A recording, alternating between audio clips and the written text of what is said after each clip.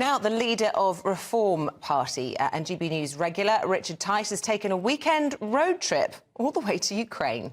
He's travelled 1,400 miles across snowy Europe to get to the front line in Ukraine to deliver much-needed medical supplies and equipment. Well, he joins us now to tell us more. Good morning to you, Richard. Where exactly are you and what's it like where you are?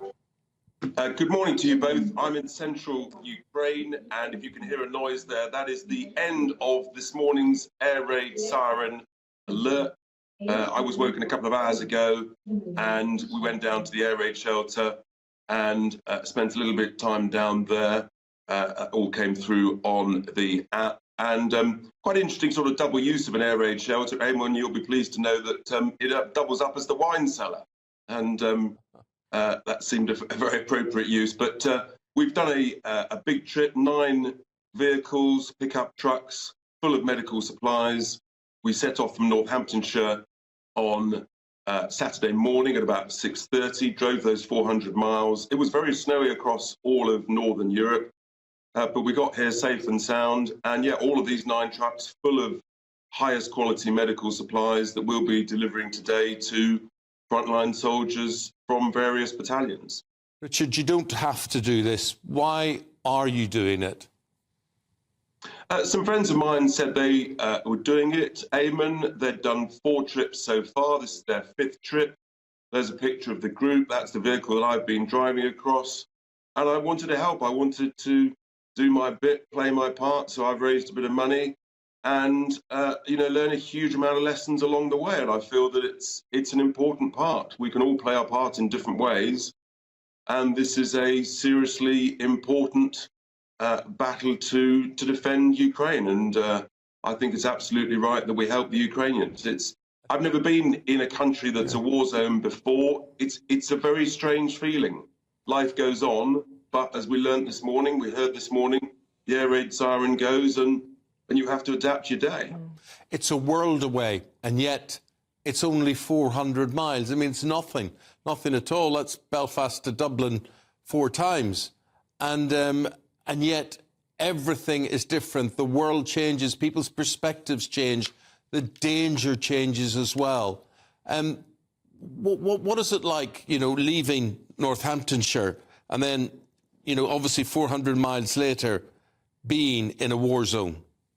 1,400, not 400, Eamon. Oh, sorry, I thought that was short. The honest answer is, Eamon, it actually feels a bit weird. It really does. As I say, I've never been into a war zone before. People are going around daily lives, but there's a curfew. When you check in the hotel, you're given a room key, you're given the Wi-Fi, and you're given the air raid siren app on your phone.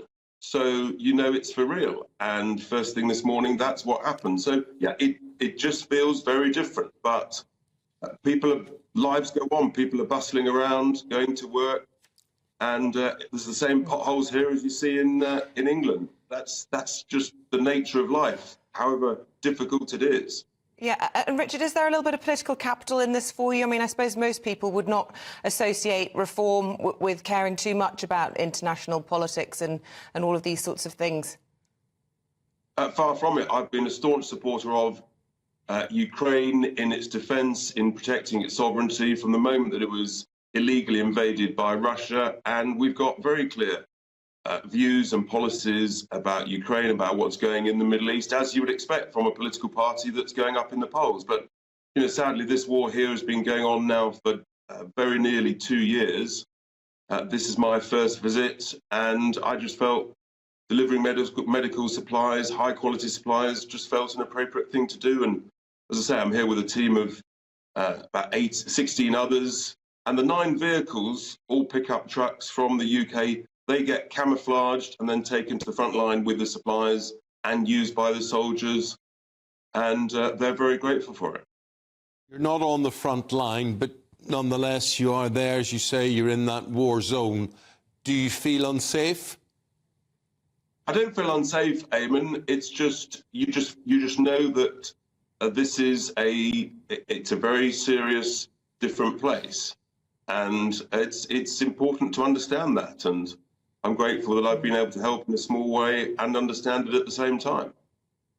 And what do you say to those, and there seemed to be a sort of growing mood of people beginning to say that they think the war is actually a hoax, and that actually it's money laundering, and that this isn't a legitimate concern. Would you dispel that this morning? Well, I've had it for real this morning, Isabel, because the air raid siren's gone off. I've got it on my app. I see how and when these sirens go off. I can see that they've been going off sort of every other day, different parts of this country. Look, it's absurd to say it's a hoax. Every country has its challenges with the way that it's run, but the reality is that Ukrainian soldiers are dying every day on the front line, trying to defend their nation. We're here with a Ukrainian who's helped facilitate the trip, and what we've learned is extraordinary, just quite extraordinary. So yeah, this is for real, and this is the consequences of geopolitics when it works and when it doesn't work. Can I just ask a final question, just occurring to me as I was just about to say goodbye, but obviously the impact on net migration is significant in this, because we have taken in a large cohort of Ukrainians. Quite rightly, most people would agree. Where does that stop? What's Reform's position in all of that? How long can these people stay, do you think?